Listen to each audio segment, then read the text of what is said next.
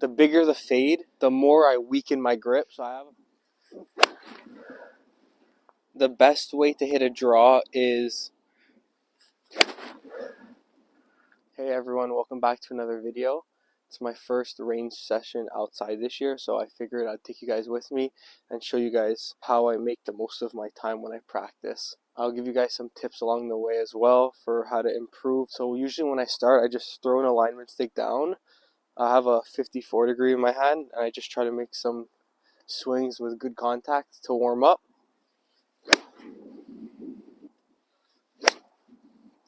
That was very steep. I usually hit like 5 to 10 wedges like this. Just practice on making good contact, shallow swing. The biggest thing, I can't stress this enough guys, is you have to pick a target. Doesn't matter how far it is, anywhere on the range, just pick something to aim at so you're not shooting without purpose. I just had 54, I was just hitting chip shots. Now I have a gap wedge, 50 degree. It's going to be the same thing, same target. And what I've learned is if you could hit different clubs to the same target, you're going to get a lot better with your wedges. I was hitting my 54 3/4 swing to that first blue flag. It was landing about pin high. So now I'm going to try to hit the same exact shot with my 50 degree and see if I could get it around the same distance. For me, I try to have 3 swings with all my wedges. I'm a big feel player when it comes to wedges, so I just feel that it comes up, my hands stop at my hips, and they stop at my hips. It may not look like that when I'm swinging. It's a very different feel versus real, but for me, that's all I feel, is just hip to hip, and make sure I rotate through the swing. My lob wedge, that's going to go about 65 yards. Sand wedge is going to go about 85, 90 yards. My gap wedge is going to go about 100, 105 yards with that swing. My next swing is going to be basically, I stop on my shoulders, follow through to my shoulder. So my shoulder to shoulder is about a 75% swing. My last one is I'm going to do a full swing and a full swing coming through. It's probably a 90% swing. I really try my best not to swing 100% with my wedges because it's for accuracy. All you want is to land at the distance you're planning. You're not trying to hit it as far as possible. It's better to be a lot more accurate and use more club than use less club and just try to smash the ball. So I'm going to hit a couple more on my 50 degree and I'll show you guys the different swings. And then at the end of the video, I'll take out my launch monitor and I'll show you some numbers with my wedges. I felt like it was hip to hip. Now I'm going to give you the 75, so shoulder to shoulder. I'll show you guys what that looks like. And now I'm going to give you guys the full swing. I'll show you. It's not a full swing, but it's just full range of motion is what I mean by that.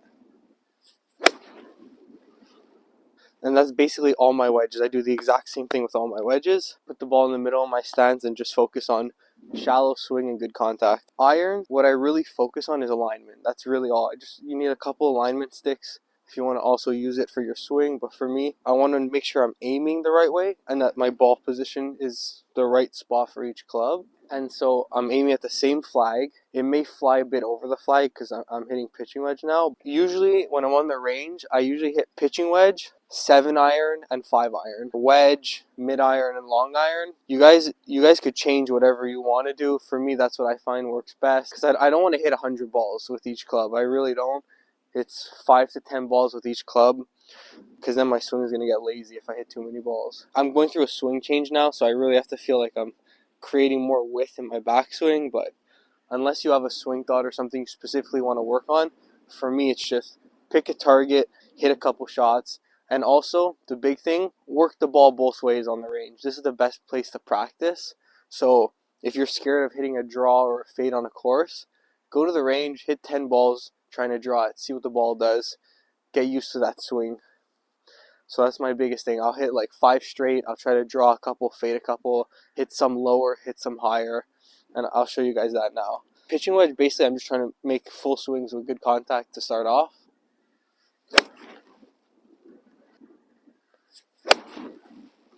I'm sure most of you know it's really hard to shape a wedge. It's a lot easier to shape a longer iron. So for pitching wedge, my biggest focus is just try to flight some and try to hit some higher. That's all I'm practicing with this. The flight one, for me, the easiest thing is just hit a 75% shot. I'll show you guys a couple flighted wedges now. I don't know if you guys could tell, but that came off a lot lower than my last shot. I still have pitching wedge. I'm going to try to hit a couple higher. To hit it higher, I may move it like half of an inch up in my stance, but really, I really don't want to try to lean back and help the ball in the air. That's the worst thing you could do. Just hit it and let the loft put the ball in the air.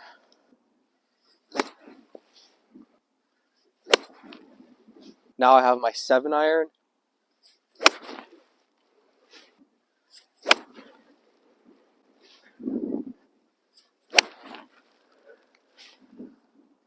For mid-irons, it's basically the same concept as the pitching wedge I just explained, to hit it high and low.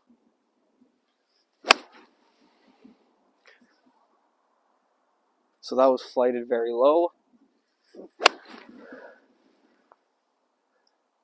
That one went very high. It's kind of like Tiger's 9-window drill, except for me it's 4 windows, up, down, left, right. So now I'll show you guys how to hit it left and right. For me, my natural shot shape's a fade. I cut across it slightly, so it's fairly easy for me to fade. The bigger the fade, the more I weaken my grip. So I have a pretty strong grip. I just weaken it a bit, and I just feel like I take the club more to the outside, and naturally you'll just cut across it a bit more. That's how I hit my fades. So for me, it's a normal shot. So I'll show you a little fade and a big fade.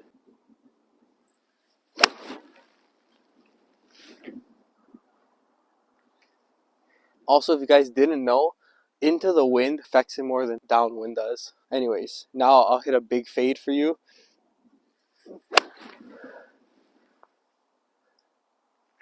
Now I'll show you guys how to hit it. You have to close your stance.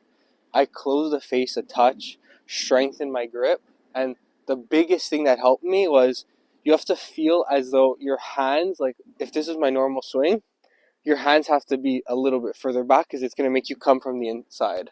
That's the best way to draw. If this is normal, pull them back a bit, just feel like they're coming back, and then normally it's going to make you come in. You have to just time the face. Close your stance to your target. So if I'm aiming at that blue flag in the distance where I've been aiming all day, my stance will be a touch closed. Ball a little bit back in your stance. You close the face a little bit at address. Feel like it's here. Come from the inside.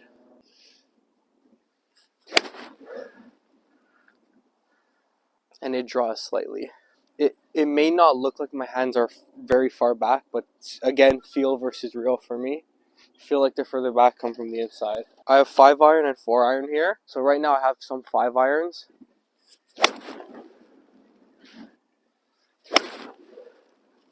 This is just a normal 5-iron again.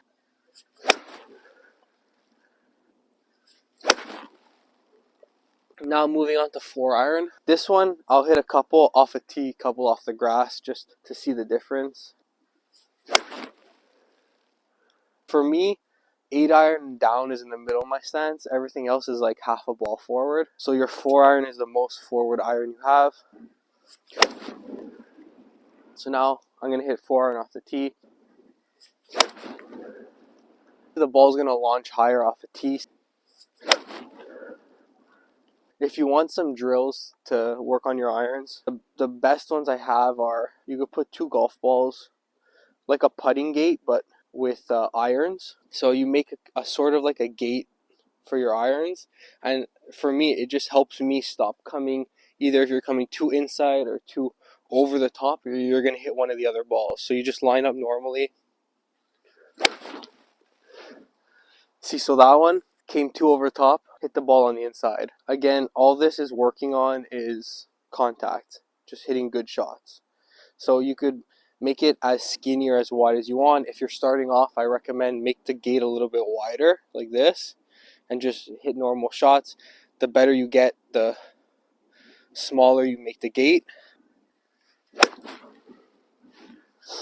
Another great one I learned was for tempo. Put a ball behind when you address the ball that you're going to hit, and all you're focusing on is the tempo you take the club back. So if the ball rolls out too far, you're taking the, like this, it's too fast to take a club back.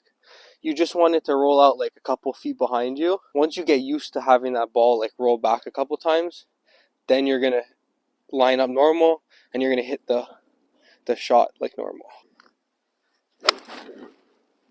That's the best tempo drill I've learned. Now I'm gonna move on to the woods. I'll hit a couple hybrids, 3 woods and driver, and then I'll go over a couple things with you guys. Usually hybrid, same thing as 4-iron. I'll hit 2 off the ground, 2 off the tee.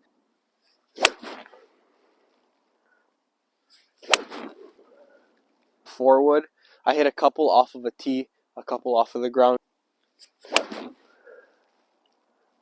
Usually when I hit 3 wood off the tee, it's because I want to hit a fairway. So what I'm working on here is not hitting it as hard as I can, but really picking a position and trying to land that ball in the fairway. I make a fairway in my mind, like between the 2 posts. If it lands between that, it's a good shot. It's in the fairway. Driver, I'm aiming a little more left now with the driver just because I don't want it to keep going over the fence. I don't know if you guys can see the V in black. If it lands in between the 2 black poles, the V's in the middle of the fairway. Biggest setup change for driver is, for me, I tuck my elbow, kind of feels like it's connected to my ribs.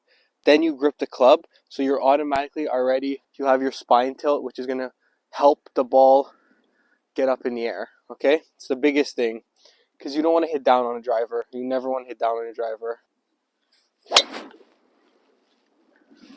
So if this is straight for me in the fairway, I have my stance a touch open because I want to hit the little fade that I always hit.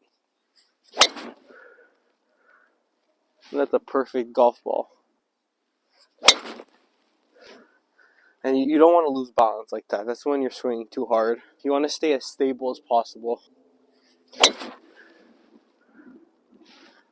I'll give you guys a couple of drills. First drill, to help you launch the ball higher.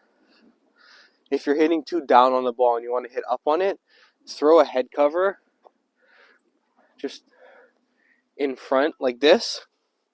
Just mentally, it's going to make you want to hit a little bit more up on the ball. Just like that. You're not going to hit the head cover.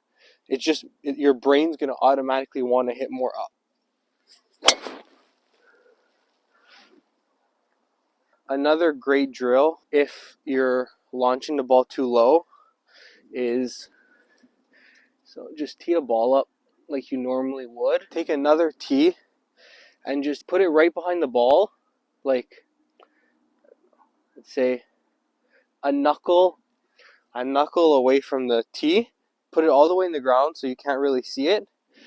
And all that's going to do is it's going to make you want to hit up on it again. Instead of, if you hit down, you're going to hit that tee. So you need to hit up on it. And if you hear like a ding, like your driver hit it, it means you're too steep. Another good drill I've learned is put the head cover behind you in your swing. I would put it a little bit in front of the golf ball, but further back.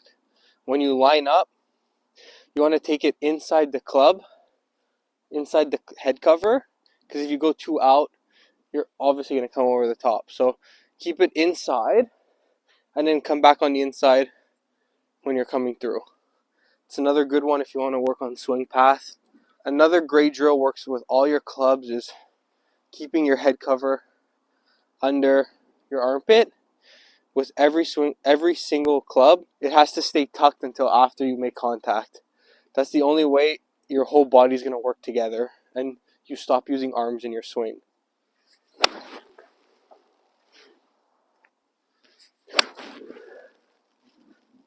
So I have a launch monitor. It's the Swing Caddy SC300. It helps you really dial in your numbers. So you hit shots to every pin like I was telling you with wedges, and you'll know exactly how accurate you are. 75% swing with a sand wedge is usually 100 yards. So I'll tell you right now how dialed in I am.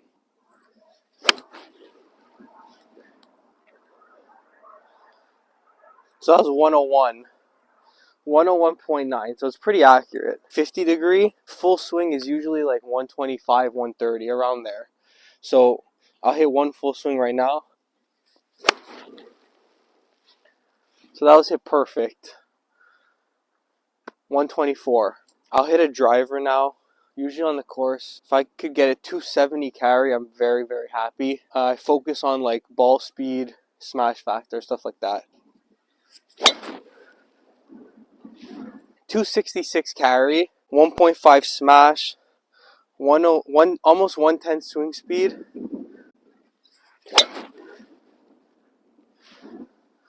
Tried to get after that one. 272 carry, 110 swing speed, 165 ball speed. So sand wedge, 85 yards is my goal.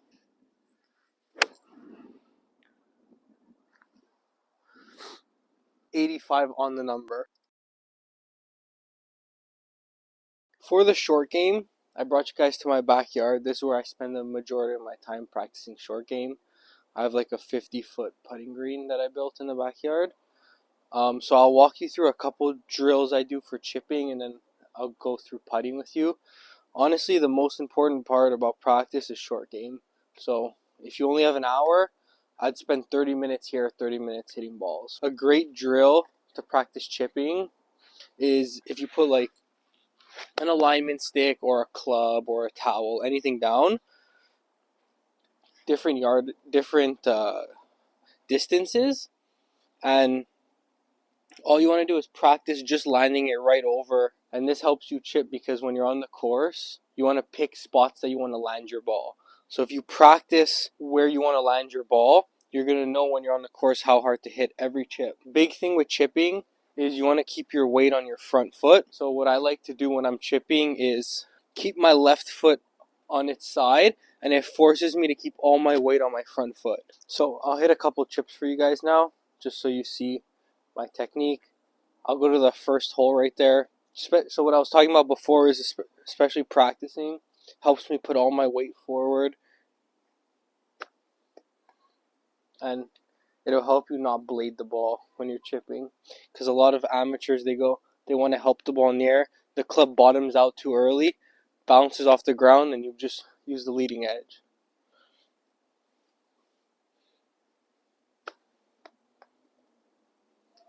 Another technique I love using is off the back foot. So you keep your weight forward still. You play it off the back foot instead of the front. You open the face and just drive it into the ground.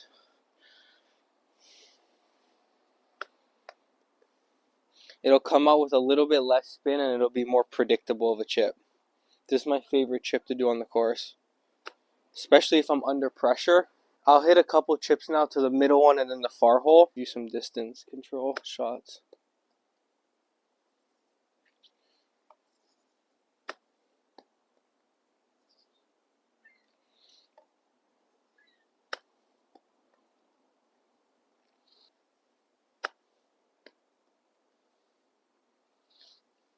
The best tip I have for creating spin, you have to have an open face and you have to accelerate through the chip. You can't hit shots where you're taking the club back and decelerating. It's never going to spin. Take it less far back and just accelerate through the shot. It's going to spin way more.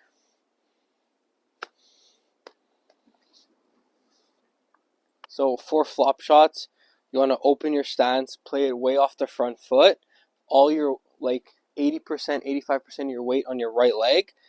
Open the face as wide as it can and drop the handle just a bit.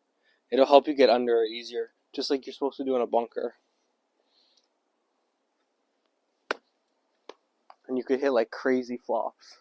And so if you want to go a lot higher, you just have to take the club back a little bit more.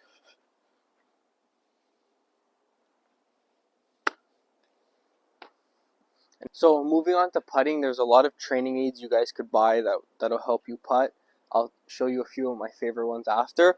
But even if you have an alignment stick or a club, just using that to start is perfect. You could use it to line up your feet when you hit putts. You could use it for your club path if you want to keep a straight back, straight through stroke. If you line the alignment stick up on the outside of the ball, it'll help you see during your stroke if it's going straight back or straight through.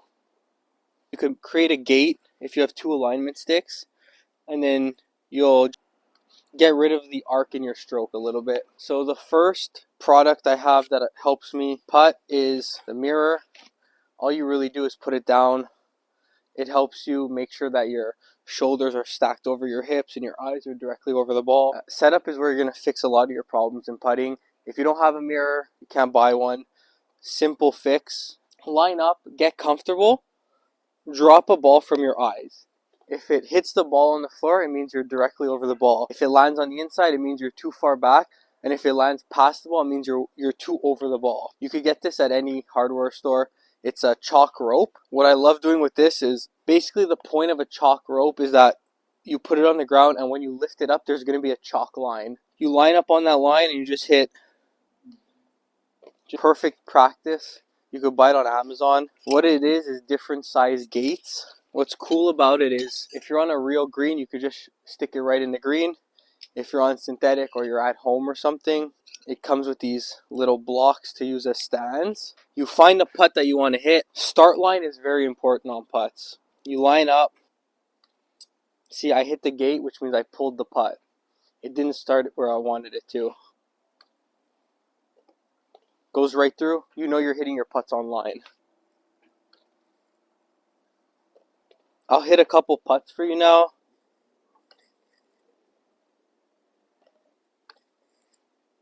So I pushed it.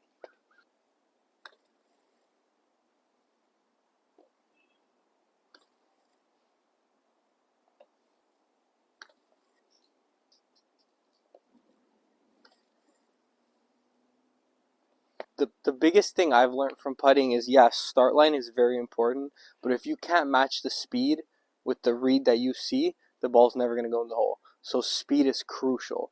There's a couple drills that I learned for speed control that's really helpful. So I don't know if you guys can see, but there's a line in my putting green right here. You hit your first putt just over the line. It could be anything. You could put a tee down, a ball marker, anything. You want to hit your first one just past it.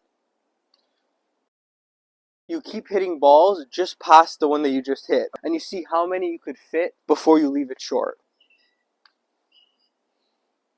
So my second one is just past it.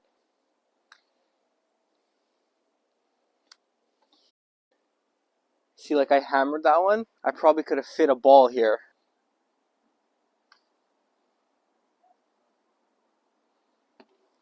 So when I'm out here practicing, this is something I'll do a lot.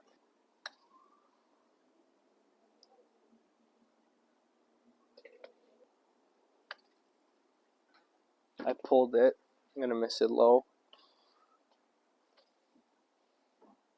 So that's it for today. If you have any questions, leave in the comments down below. Thank you guys for watching. I really appreciate it. See you next time.